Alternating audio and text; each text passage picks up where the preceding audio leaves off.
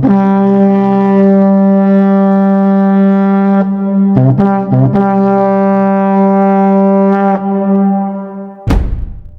UPC risk disappearing and losing properties such as Uganda House.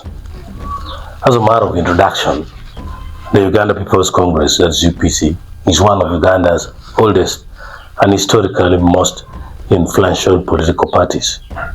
Founded by Dr. Apollo Milton Obore in the early 1960s, he carried Obore to the premiership at independence in 1962 and twice to the presidency.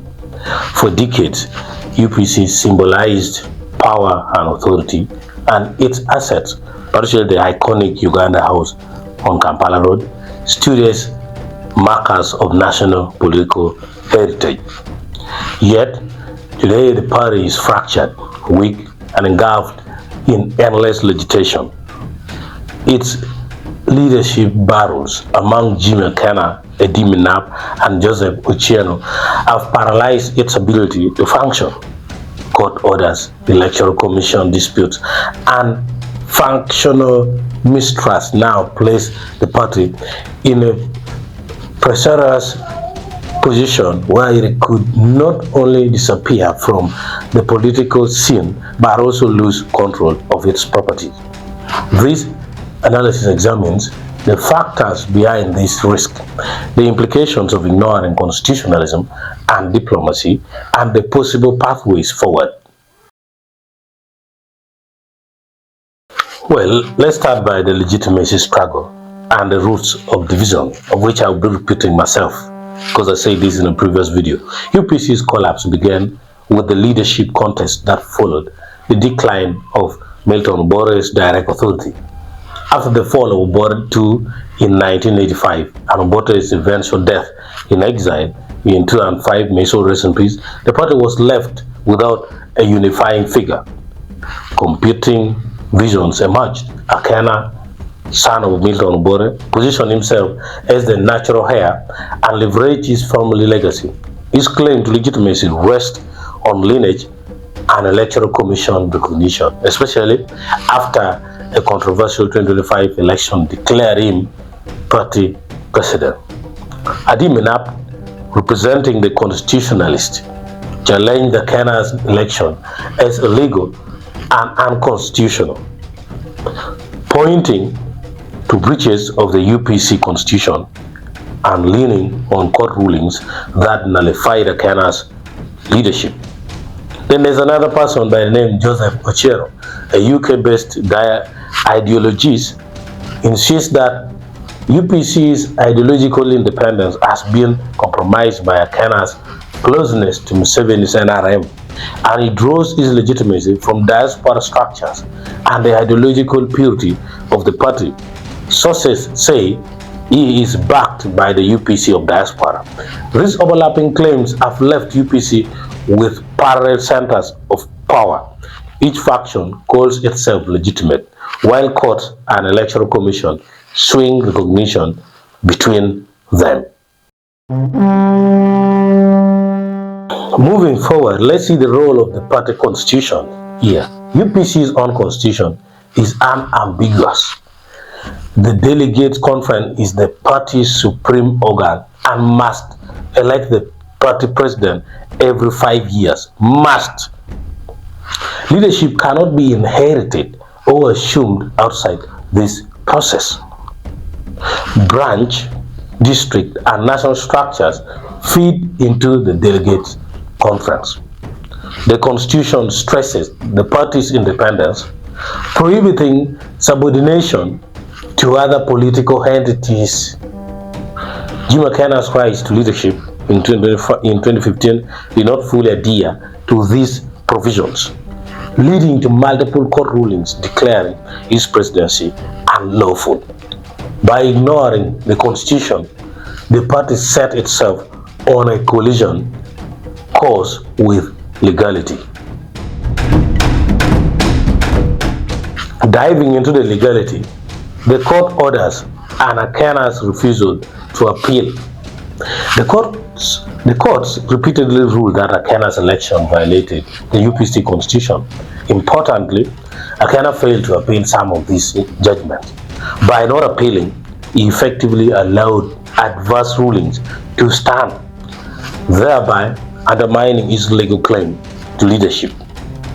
Now, what are the implications? The implications of this decision are very significant. The first one is legal delegitimization. Court rulings that nullify his leadership remain binding. Another one is rival empowerment. Adimenab's faction uses the judgments as proof that Akena's presidency is void. Then there's also political weakness. The narrative of family capture and betrayal of UPC independence gains strength.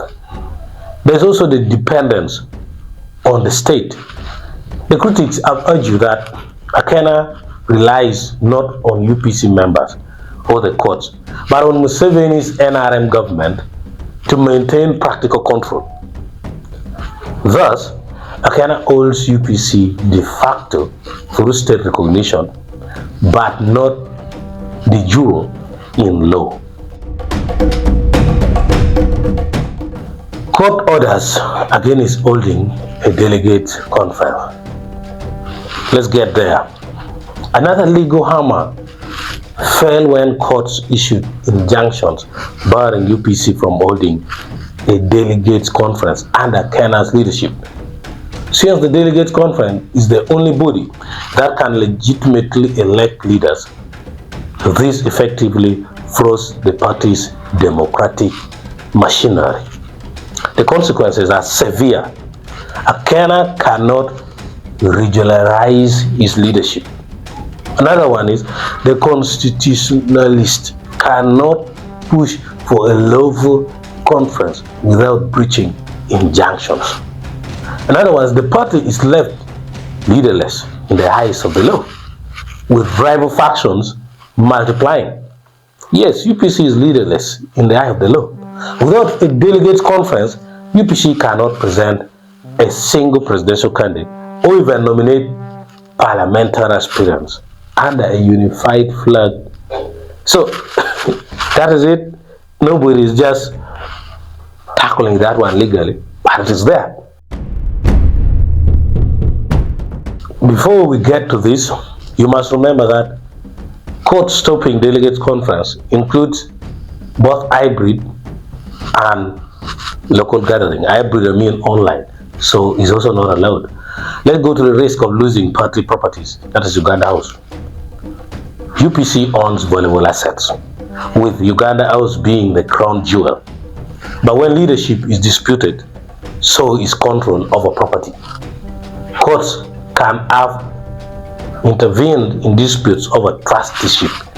Possible risks include receivership.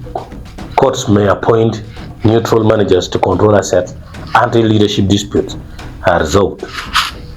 State lockdowns can come in. Policy may intervene to prevent rival factions from clashing, effectively locking out UPC members. There can be transfer of control. It's very possible. Prolonged disputes could allow one faction to manipulate registration documents, altering trusteeship in favor of whoever controls the Electoral Commission's recognition. Thus, Uganda House could slip away not through outright sale, but through legal paralysis and court-managed trusteeship. And don't joke about this. This is not a propaganda. These are legal facts of possibilities of things that could happen.